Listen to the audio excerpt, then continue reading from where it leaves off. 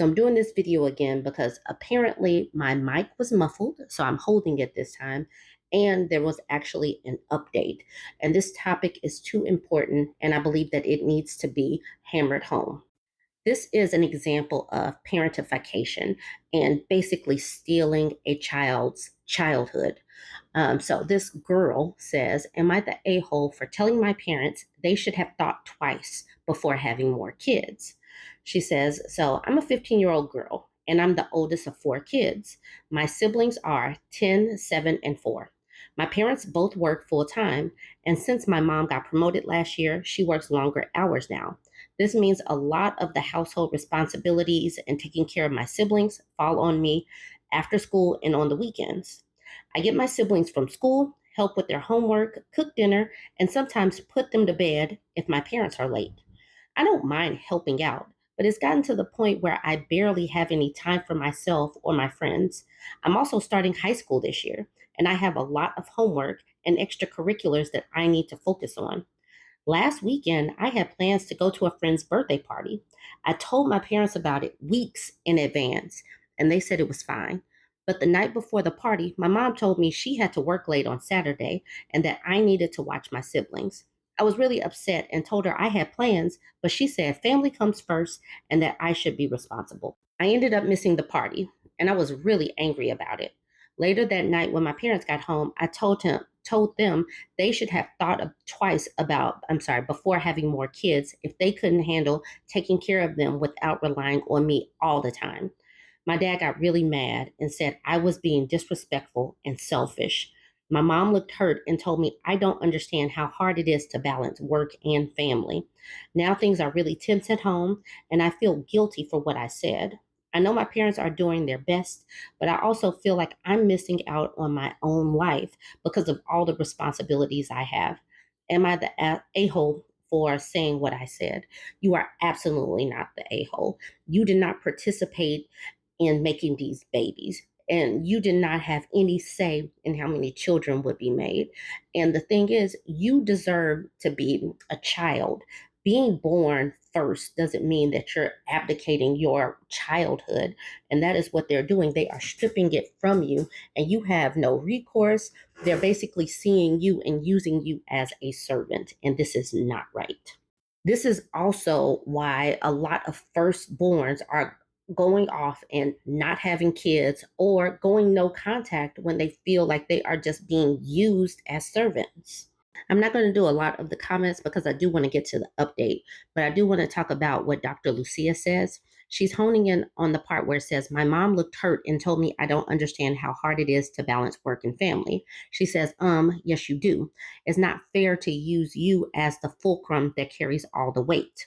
And she said, this needed to be said, and she's not the a-hole. You might need to sit down with your mom and have a discussion where you are more calm and she doesn't have an urgent need.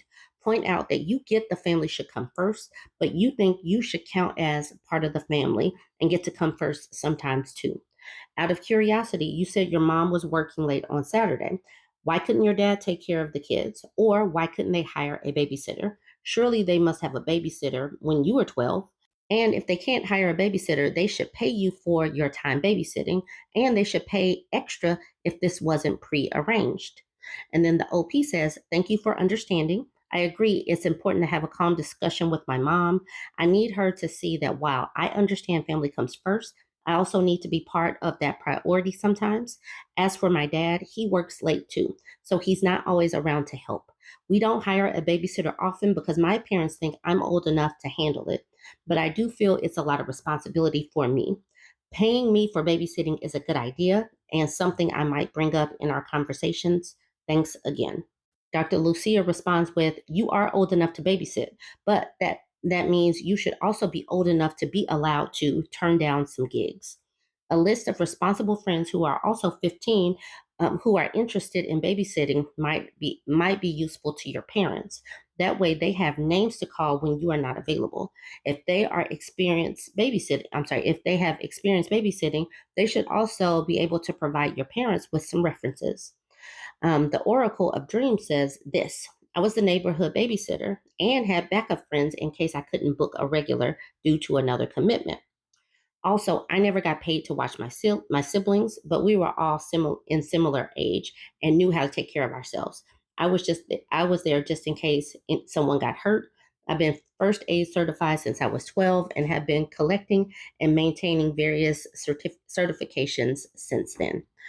Okay, so basically, people are talking to this girl saying, this is what you should do. This is how you should talk to your parents. So I found out that there was an update through a comment on the post. So she says, update. Things are starting to change at home, but it's still a tough situation. Thanks to everyone who commented and offered advice on my last post.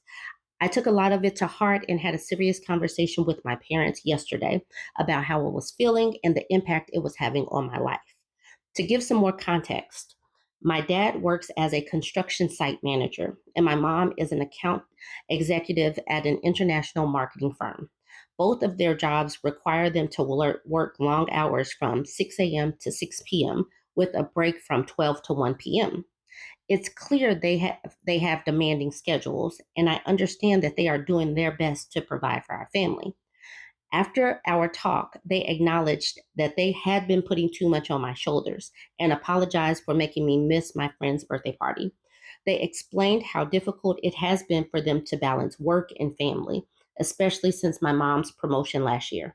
They genuinely hadn't realized how much it was affecting me.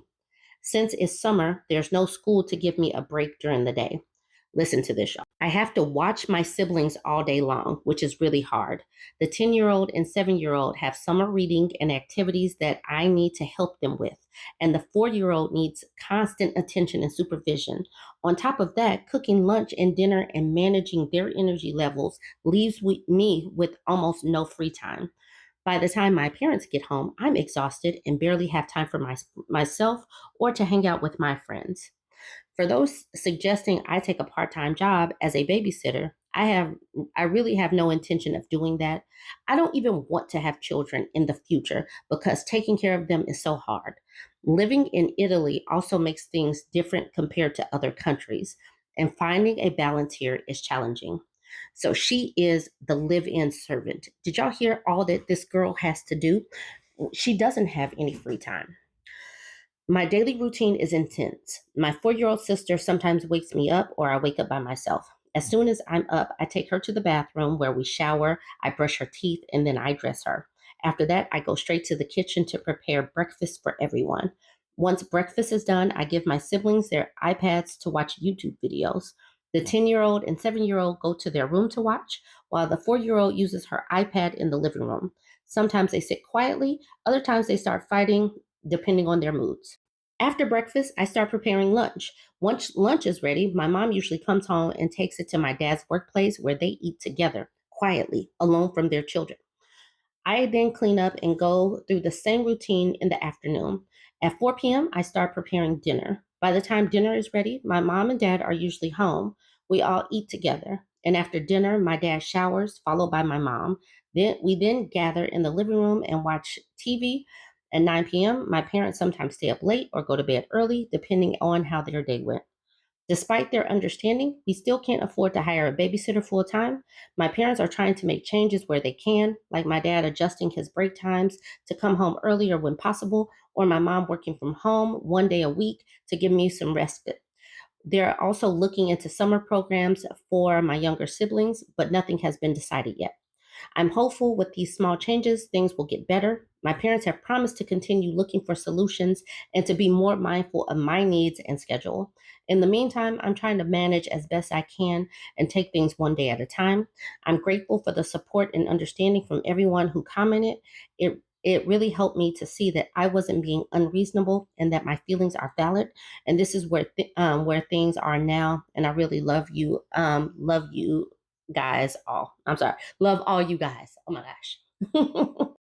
We'll see if these parents change anything, but they literally are draining this girl. It's like she was born to be their servant, and they might placate her a little bit and give her a break, but they're still draining her and stealing her childhood.